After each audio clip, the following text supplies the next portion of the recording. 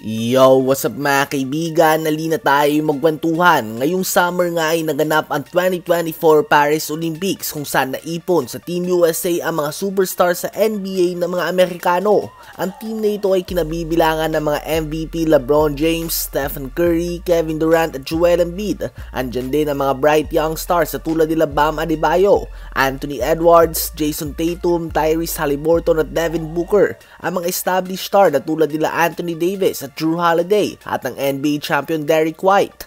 Sa isang interview ay kwinento ni Tyrese Haliburton na lahat umano ay sinusubukan na ikumbinsi siya na lumipat sa kanilang team ng mga kapwa niya Team USA players at ganun din umano siya. Sinusubukan niya din umano na i-recruit ang mga kampi niya na lumipat sa Indiana Pacers. So ayun nga po mga kaibigan, ayon mismo kay Tyrese Haliburton ay madaming hakutan na nagaganap sa mga panahon na nagsasama sila sa Team USA at mukhang madami nga tayong patunay din dito.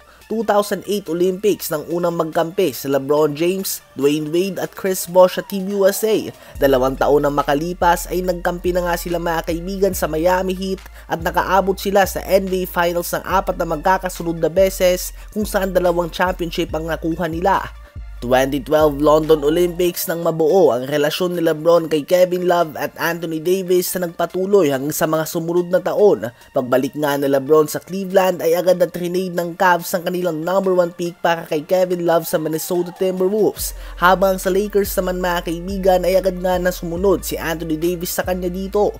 2016 Rio Olympics naman ang mabuo ang closeness ni Kevin Durant kay Kyrie Irving na kanyang future teammate sa Brooklyn Nets. Bagamat kakalipat niya pa lamang sa Warriors noong oras na ito ay mas naging close lang nga mga kaibigan sila ni Kyrie Irving na nagresulta sa pag-team up nila sa Brooklyn Nets.